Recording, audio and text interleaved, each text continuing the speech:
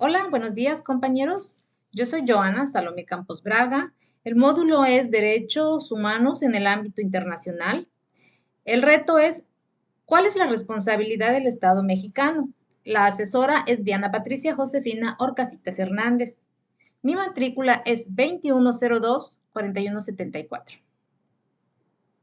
Bueno, vamos a dar respuesta a los planteamientos.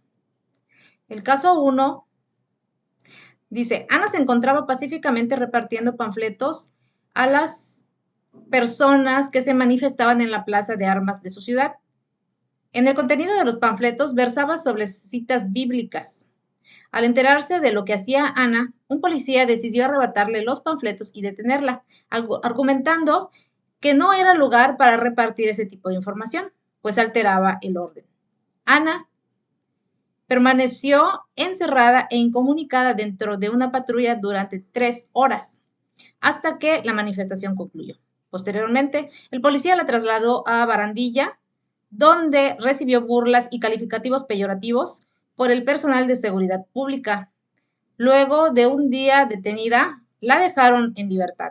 Ana denunció el derecho ante la Fiscalía General del Estado, así como ante la Comisión Estatal de Derechos Humanos.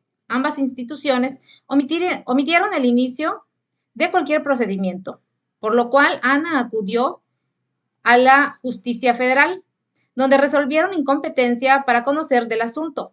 2 años después, Ana presentó su caso en la Corte Interamericana de Derechos Humanos. ¿Consideras que existe responsabilidad por parte del Estado mexicano? Bueno, la verdad yo considero que sí hubo responsabilidad por parte del Estado.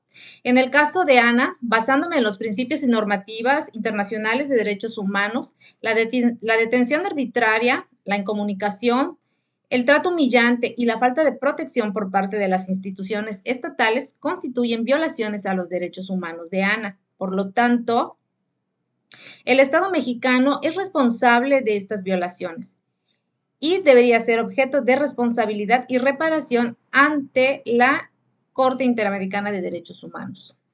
Los derechos que se le vulneraron fue el derecho a la libertad de expresión, pues Ana estaba ejerciendo su derecho a la libertad al repartir los panfletos con citas bíblicas en un lugar público durante una manifestación pacífica. Este derecho está protegido a nivel nacional como internacional, incluyendo el Pacto Internacional de Derechos Civiles y Políticos y la Convención Americana sobre Derechos Humanos. Todo en el artículo 19 del Pacto Internacional de Derechos Civiles y Políticos.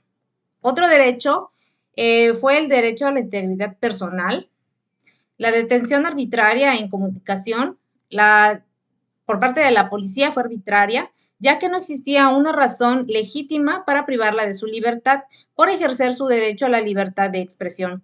Además, mantenerla encerrada e incomunicada dentro de una patrulla constituye una violación a su derecho a la integridad personal y al debido proceso. Artículo 5 de la Declaración Universal de Derechos Humanos y por el artículo 7 del Pacto Internacional de Derechos Civiles y Políticos. El trato humillante y degradante. El traslado de Ana, donde recibió burlas y calificativos peyorativos, constituyen un trato inhumano y degradante por parte del personal de seguridad pública, contraviniendo los principios de dignidad y respeto consagrados en los tratados internacionales de los derechos humanos, artículo 1, y el Pacto Internacional de Derechos Civiles, Políticos, artículo 10, entre otros.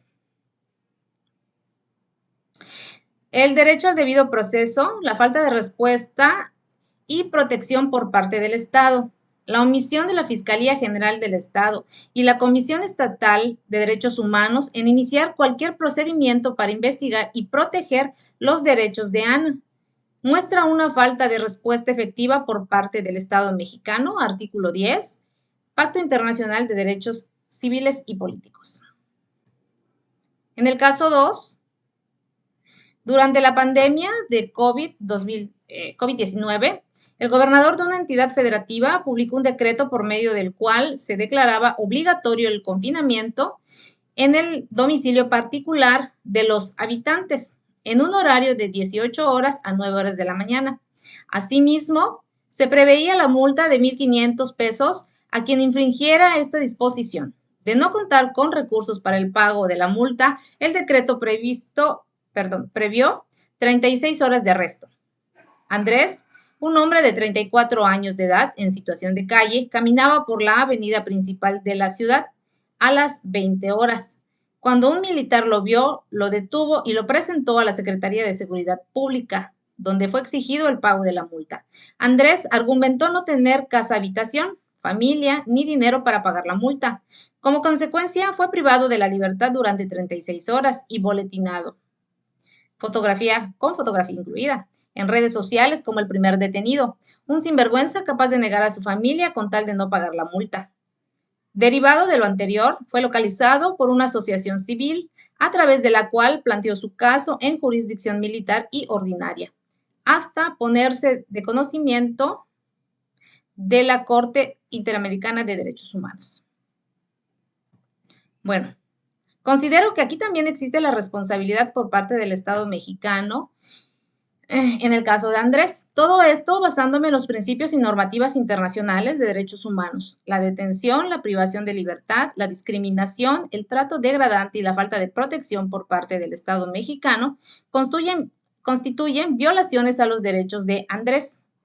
Por lo tanto, el Estado mexicano es responsable de las violaciones y debería ser objeto de responsabilidad y reparación ante la Corte Interamericana de Derechos Humanos.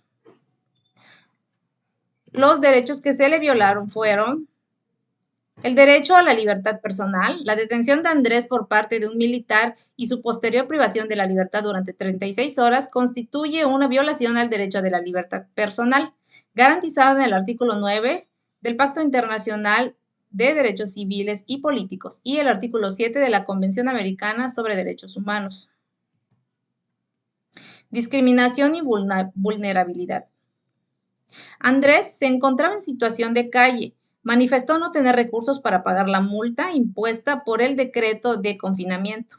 El hecho de ser detenido y sancionado sin considerar su condición vulnerable y su falta de recursos económicos constituye discriminación y vulneración de su derecho a la igualdad y no discriminación, consagrado en el artículo 2 del Pacto Internacional de Derechos Civiles y Políticos y el artículo 24 de la Convención Americana sobre Derechos Humanos. Trato degradante y estigmatización.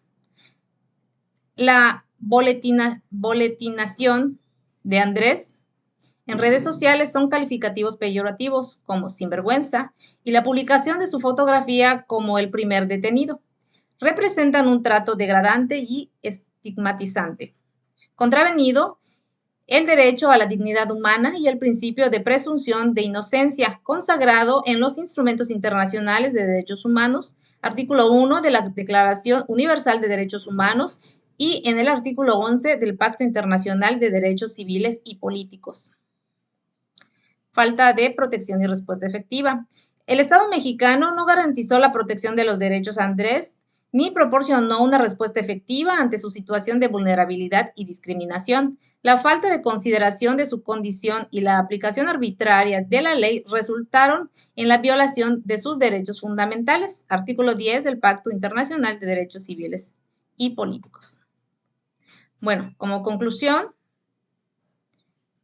en los dos casos presentados se evidencian múltiples violaciones a los derechos humanos fundamentales que reflejan la importancia de proteger y garantizar estos derechos en todo momento y para todas las personas.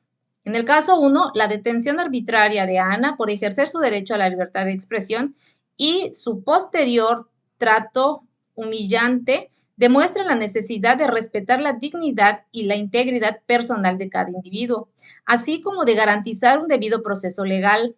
En el caso 2, la detención y boletinación de Andrés, sin considerar su situación de vulnerabilidad y sin respetar su presunción de inocencia, destacan la importancia de evitar la discriminación y estigmatización de grupos vulnerables, así como asegurar el acceso igualitario a la justicia y a la protección frente a abusos estatales. Estos casos subrayan la responsabilidad de los estados en proteger y promover los derechos humanos y de todas las personas, sin excepción, y en garantizar un sistema de justicia justo, equitativo y respetuoso de los derechos fundamentales. Bueno, esa es mi participación, compañeros. Muchísimas gracias.